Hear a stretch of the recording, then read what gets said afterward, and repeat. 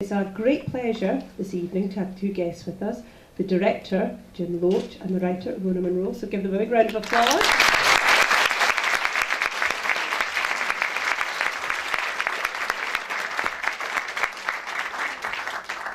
Thanks, guys. Well, it's very nice to be here and very nice to be asked by the festival, so thank you very much. This is Rona, who wrote the film, and we're very pleased to be showing it to you.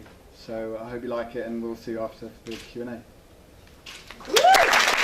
It's the story of one woman, a social worker from Nottingham called Margaret Humphreys, and she uncovers this social scandal, really, of children who were sent away to other parts of the Commonwealth, Australia mainly. Their parents, they were told that their parents had died wrongly, and they were sent away, and this woman came along and basically uncovered this scandal of child migration, and it turned out that their parents were still alive, wondering what had happened to them.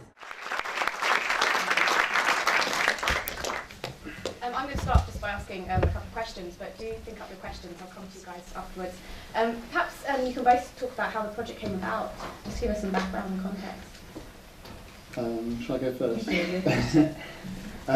Well, I went to see Margaret, basically, and the story really of the film started about 8 years ago when I first met Margaret, and she's got an office in Nottingham, and we just spent a long time really just talking, and I was just immediately struck by this woman. I just thought of how that sounded, not for the first time, but I found her completely inspirational and amazing, and every time she spoke she told me another story which was incredible to me, and it was really at that point I thought I really want to make this film. It was then a question of how, and that's where Rona came in really. And I think my reaction was probably like, I don't know, but I imagine a lot of yours, it was just a story I'd never heard, and yet it was such a big story, and it was so incredible that I hadn't heard it.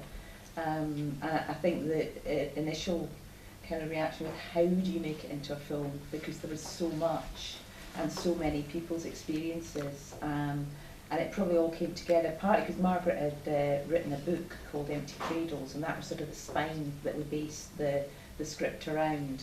But then it was about, I think for me it was about realising that we were telling her story first, because as she discovered it, so we discover it. So that kind of gave us the structure of making it into a film.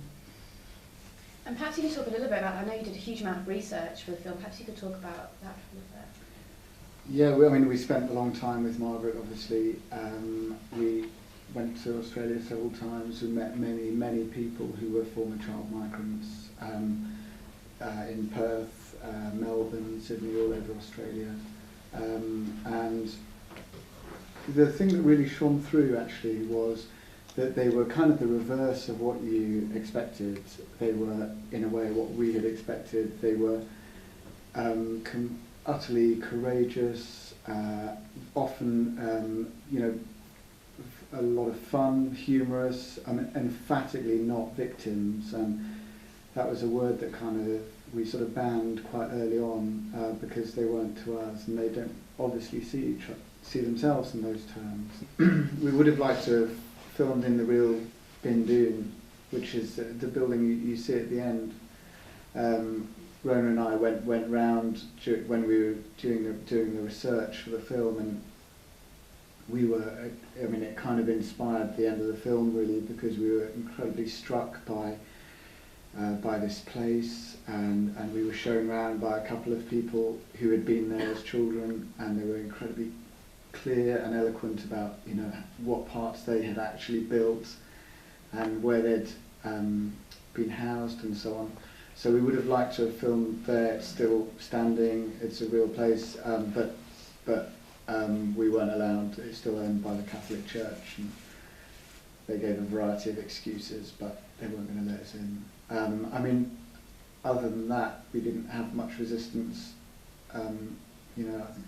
I mean, we were lucky in a sense, because obviously the people we were talking to and that we were using to tell the story had fought that battle for us, because they were in, they fought the battle that you're in the middle of, and because they'd got their information, and got access to their story, they could then tell us, So in that sense, we didn't have to go up against that kind of resistance, because they'd already done that for us. Thank you very much.